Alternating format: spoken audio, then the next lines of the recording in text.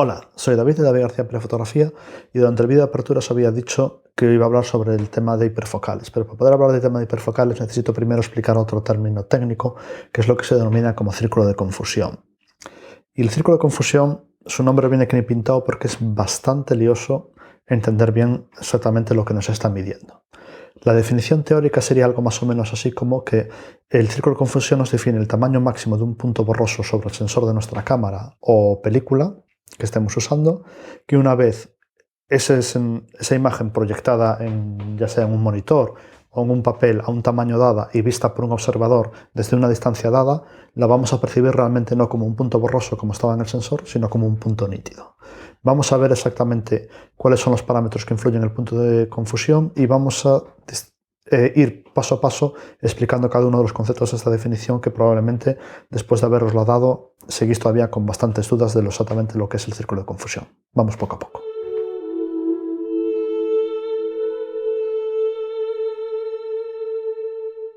Lo primero que vamos a hacer es entender la primera parte de la definición donde hablábamos de punto borroso. Vamos a ver lo que queremos decir con un punto borroso sobre el sensor.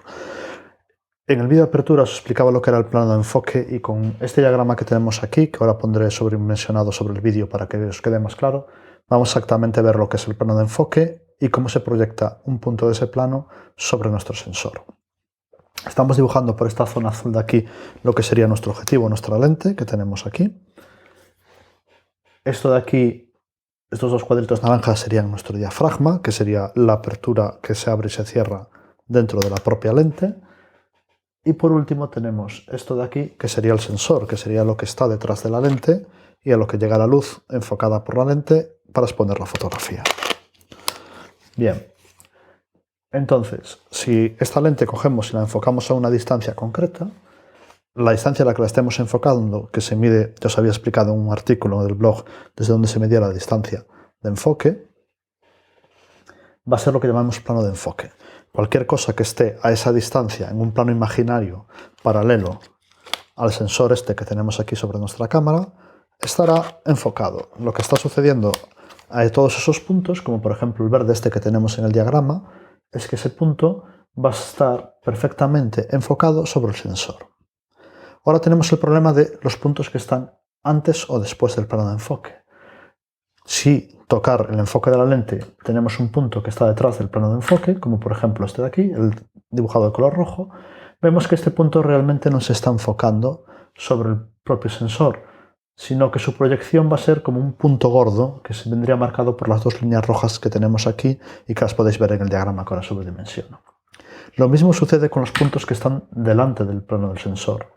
Como veis, se va a proyectar detrás del sensor, con lo cual realmente lo que nos está proyectando también es otro punto gordo sobre el sensor. Todas, esos puntos gordos, a lo mejor con este diagrama no lo entendéis muy bien, tengo otro diagrama donde podemos verlo de otra forma. En este caso, lo que estamos viendo aquí por este cuadrado sería el propio sensor.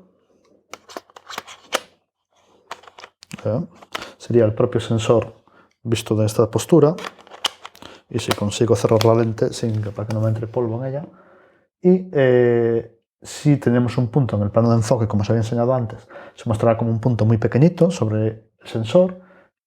Cuanto más alejado estemos del plano de enfoque, ya sea por delante o por detrás del propio plano, vemos que su proyección de lo que sería un punto que entendemos que tendría que ser como este, cada vez es más gorda. Cada vez cuando esté más lejos será más gorda. Entonces, va a haber un límite conforme cuando después veamos la imagen, ese punto lo vamos a empezar a ver borroso. Y ese límite es lo que denominamos el círculo de confusión. Si, por ejemplo, definimos que este punto aquí amarillo es el punto a partir del cual, o el rojo, tanto por delante como por detrás es la distancia a partir de la cual ya empezamos a ver algo muy borroso en el sensor, ese límite entre lo que estamos entendiendo que no es borroso, a pesar de que sí que sea borroso sobre la proyección del sensor, es lo que llamamos círculo de confusión. Cualquier cosa, cualquier punto de la escena que se proyecte más grande como ese círculo de confusión, cuando veamos la imagen va a parecer borroso. Vamos a ver ahora en la siguiente parte del vídeo exactamente cómo estamos viendo la imagen, cuáles son las condiciones que definen esa visualización. ¿Vale?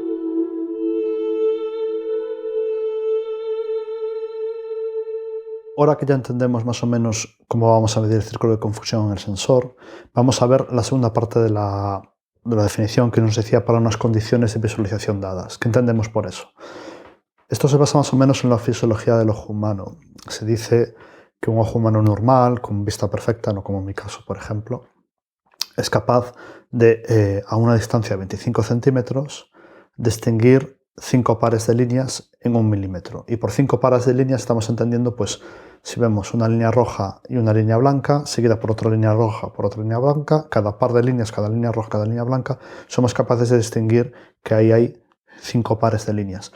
Y no estamos hablando de distinguir perfectamente 5 líneas nítidas, sino sabemos que llegamos a poder contar 5 líneas en ese milímetro. Eso, si cogemos una imagen que podamos decir que es de 8 por 10 pulgadas, que es el tamaño estándar, y ese tamaño viene de las antiguas cámaras que había antes, que tenían una película que tenían un tamaño de 8 por 10 pulgadas. Para que hagáis una idea, 8 por 10 pulgadas son más o menos 20 por 25 centímetros. Esto es un folio A4 que es 20 por unos 30 centímetros, o sea que debe ser más o menos como, voy a poner la imagen al derecho, debe ser más o menos como este folio, cortado por aquí aproximadamente, sería lo que es la película. Pues si un punto proyectado en esta película es más grande que 0,2 milímetros, lo veríamos borroso. Cualquier punto que sea proyectado de una escena en esta película con un tamaño inferior a 0,2 milímetros, nuestro ojo, a pesar de que en el sensor no es un punto nítido, lo veríamos perfecto, no a una distancia de visualización normal de unos 25 centímetros, que es ir viendo más o menos la imagen así como la tengo ahora. Y veríamos esta imagen perfecta. Entonces, para un sensor de un tamaño hipotético de 8 por 10 pulgadas, de unos 20 por 25 centímetros, el círculo de confusión para esas condiciones de visualización, obviamente si acercamos más el papel, a lo mejor sí que empezamos a ver el punto borroso, sería de 0,2 milímetros. Los sensores de las cámaras digitales modernas, habitualmente las habituales que pueden ser full frame, las de 35 milímetros o esta que es una micro 4 tercios, realmente ese círculo de confusión va a ser más pequeño. Eso es sencillamente por el motivo, por ejemplo, tenemos una cámara full frame que puede ser como una Canon 5D, una Sony A7, una Nikon D800, etc. Ese sensor tiene un tamaño de más o menos de unos 24 por 36 milímetros. Comparados con los 20 por 25 centímetros que teníamos de la imagen que os mostraba antes. Entonces, lo que tenemos que hacer es coger ese sensor que es pequeñito y ampliarlo, la imagen que tenemos proyectada en ese sensor que es pequeñita, cogerla y ampliarla al tamaño de 20 por 25. Y en ese proceso de ampliación vamos a vamos a hacer que los puntos borrosos sean cada vez más grandes. Entonces, un punto borroso de 0,2 milímetros, que estábamos diciendo que era el límite para ver una imagen a condiciones de visualización más o menos así, de 20 por 25, habría que dividirlo más o menos entre un factor 7, que es lo que se amplía 7 veces la imagen del sensor full frame a el tamaño 8 por 10, con lo cual estamos hablando ya de un tamaño de 0,029 milímetros. Empezaríamos a considerar ya el círculo de confusión para esta definición que estoy dando ahora, ¿vale?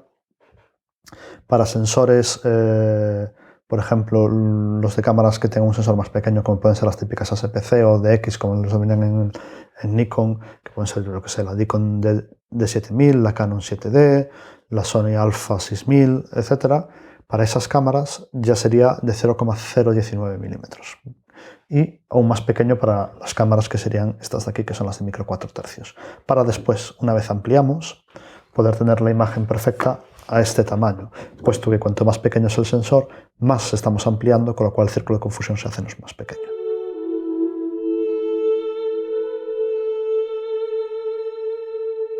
Vamos a hablar un par de consejos prácticos, más que nada, o consideraciones prácticas para tener en cuenta. Como os dije antes, cuando hacemos lo del escalado, hay que mirar la diagonal, ver cuánto tamaño estamos escalando, etc. Al final hay una pequeña ecuación que creo que hizo Kodak, esta definición, que es que si dividimos el diámetro del sensor, la diagonal del sensor, es decir, si tenemos aquí el cuadrado, pues la diagonal que va de aquí a aquí en milímetros, y eso lo dividimos entre 1500, nos dará más o menos el círculo de confusión que tenemos que usar, y ahora ahí está. lente puesta de nuevo, nos dará el círculo de confusión que tenemos que usar. Eso más o menos vuelve a ser el 0,2 sobre un tamaño 810 de 20 por 25 centímetros. Zeiss tiene una definición un pelín más estricta para el círculo de confusión, que es hacer esa división pero entre 1750, con lo cual al estar dividiendo por un número más alto nos va a dar un círculo de confusión más pequeño.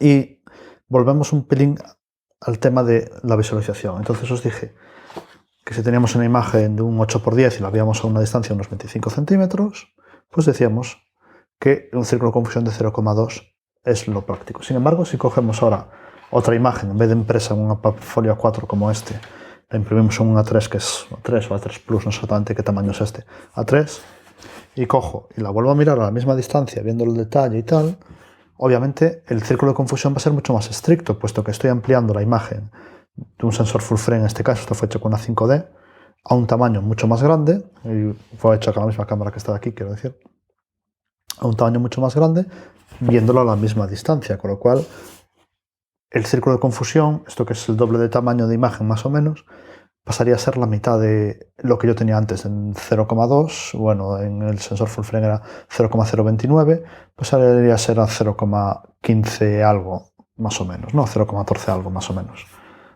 Con lo cual nos está siendo mucho más exigente. Si cojo, la imprimo a 2 y la vuelvo a ver a la misma distancia, pues empezaría a ver zonas borrosas que antes a lo mejor cuando la imprimí en A3 no lo vería, con lo cual si quería asegurar que todo esté perfecto, tendría que asegurarme que todos los puntos de enfoque estuviesen en un círculo de confusión aún más pequeño.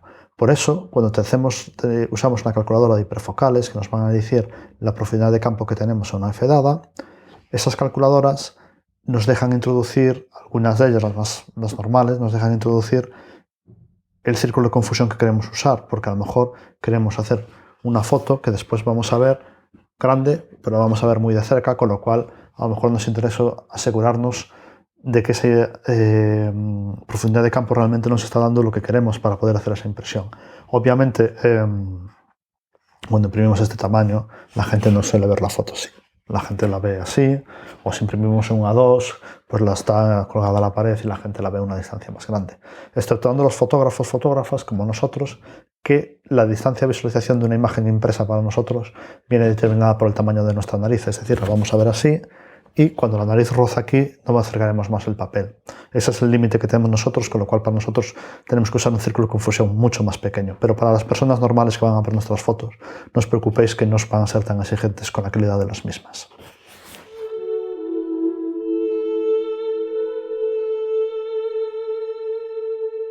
Antes de cerrar este vídeo quería comentar una cosa que me olvidé de la sección anterior. La definición que os dije de la distancia de la nariz, esa broma, realmente se atribuye a un fotógrafo americano llamado Bruce Fraser, que tiene un montón de trabajos sobre cómo hacer detallado en las fotos para después tener una buena impresión cuando imprimimos, etc. El fotógrafo por desgracia, falleció hace unos años ya, pero su trabajo técnico todavía sigue siendo muy usado por la gente hoy en día. Una vez dicho esto, ahora me voy a meter en un tema técnico relacionado con el círculo de confusión y a lo mejor aquí estoy metiendo mucho la pata, o sea hay que coger esto con, como dicen los americanos, con un granito de sal. No toméis 100% lo que estoy diciendo ahora. El tema del círculo de confusión, hay un tema importante, como estábamos diciendo, el círculo de confusión depende de cómo veamos la imagen. Y hoy en día en las cámaras digitales tenemos un pequeño problema, que es que cogemos, llegamos al Lightroom y vemos la imagen en paz, 100%. Cogemos la pantalla, hacemos un zoom 100%.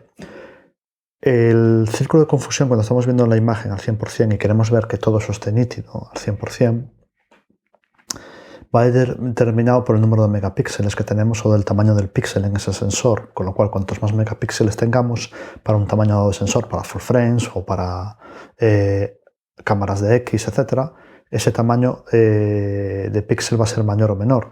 Por ejemplo, en un full frame estamos viendo ahora cámaras de 24 megapíxeles o 36 megapíxeles como la Nikon D810 o la Sony Alpha 7R, o 42 megapíxeles como la Sony Alpha 7R2 o 50 megapíxeles como la Canon 5DS o 5DSR, ¿no?